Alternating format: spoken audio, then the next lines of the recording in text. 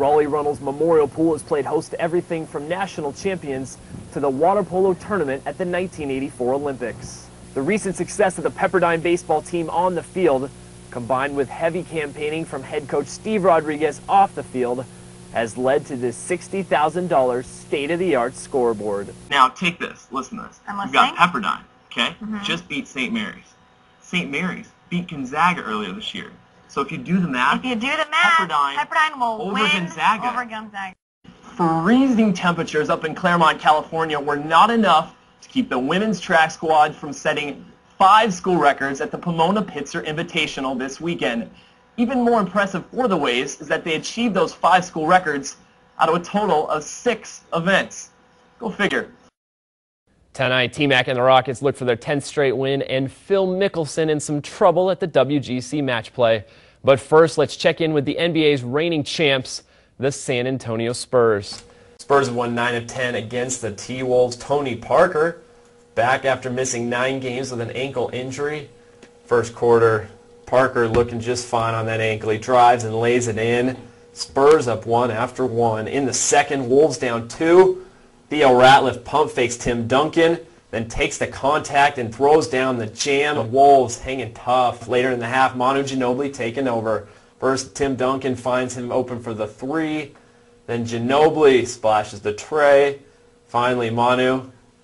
Oh, man, looking pretty. Ginobili with 6 first-half three-pointers, tied up at 53 at the break. Fourth quarter now, game tied at 92. Tim Duncan finishes with the lay-in. Spurs up 2.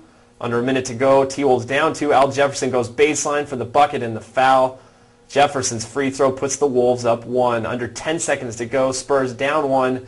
Ginobili goes behind the back, hits the mid-range J. He had 44 points. Spurs up 1.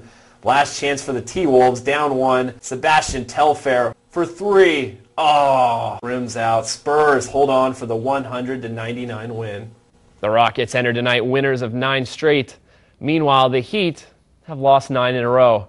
Something has to give. Houston playing host to Miami. There's newest Heat member Sean Marion. Is he getting a massage? That looks nice. And then there's Yao looking happy. First quarter, Tracy McGrady on fire. First he hits the J and the foul, then uses the screen, buries the pull-up jumper. Finally, T-Mac drills the 3 on the wing. McGrady had 14 points in the first quarter. Second quarter, more of the same. Off the turnover, Luther Head with the alley. Tracy McGrady, the oop. Rockets up 14 at the break. Third quarter, more Rockets. T-Mac on the drive. Finds Carl Landry for the flush. Pat Riley displeased. Fourth quarter, Heat not going away quietly on the break. Dwayne Wade with the alley-oop lob to Sean Marion. Wade had 33 and 11. Heat within 8. Later in the fourth, though, Rockets put it away. T-Mac finding his buddy. There's Carl Landry. He had the jam. Rockets win their 10th in a row, 112-100. In the early 1990s, Phil Mickelson was attending ASU and setting the collegiate golf world on fire. As a Sun Devil, Phil was a 4-time first-team All-American and won 3 national titles. So back in Arizona for the WGC Accenture match play, Mickelson feeling the home field advantage. Second round action, Phil taking on Stuart Appleby. Mickelson looking ready to go. And on the par 4 second, oh baby, every little thing he does is magic. He drains the 50-footer. Phil up 2 after 2, par 4 15th. Appleby trying to keep pace. On the approach, he cozies it up close. Appleby would be 1 up after that. Par 5 17th. Phil still down 1 for birdie. Slides it by on the left. That leaves the door open for Appleby. Appleby cashes in with the 5-footer for bird. Phil knocked out in the second round, 2-1. I don't think a lot of people expected it. Those are the words of Habs winger Michael Ryder, who scored 2 goals to help Montreal pull off the biggest comeback in franchise history. Despite trailing 5-0, the Canadiens stormed back to edge the Rangers 6-5 in a shootout.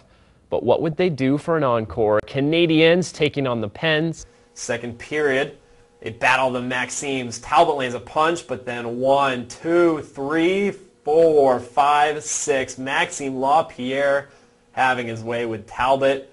Finally, the takedown, Lapierre, the alpha male. Talbot retreats to his corner, but both men headed to the sin bin. Third period, Game tied at 3. Roman Hammerlich with the go-ahead goal. Canadians erase a 3-1 deficit to take the 4-3 lead. But later in the third, Penguins storming back. Evgeny Malkin with the goal, his 35th. Then moments later, Sergei Gonchar from deep on the one-timer. Pens win 5-4. Senior night down at Firestone featured everything from a stellar performance by the dance team to the cheer squads competing in a new school version of musical chairs. Tonight's matchup between the Broncos and the Waves has been one hard-fought affair. To be sure, it'll be a night the seniors will never forget. The pregame ceremony to honor the seniors was embarrassing for some. To be honest, it's really awkward. For others, their focus was on their parents being at one final game. You're pretty nervous at the beginning, you know. I'm trying to think, people are going to think my mom and dad are cool. You know, I'm not sure about that one, but I love them. I always seem to play well when they're here, and they give me a lot of support and confidence. Waves fans capped the night off right by giving credit where credit was due. In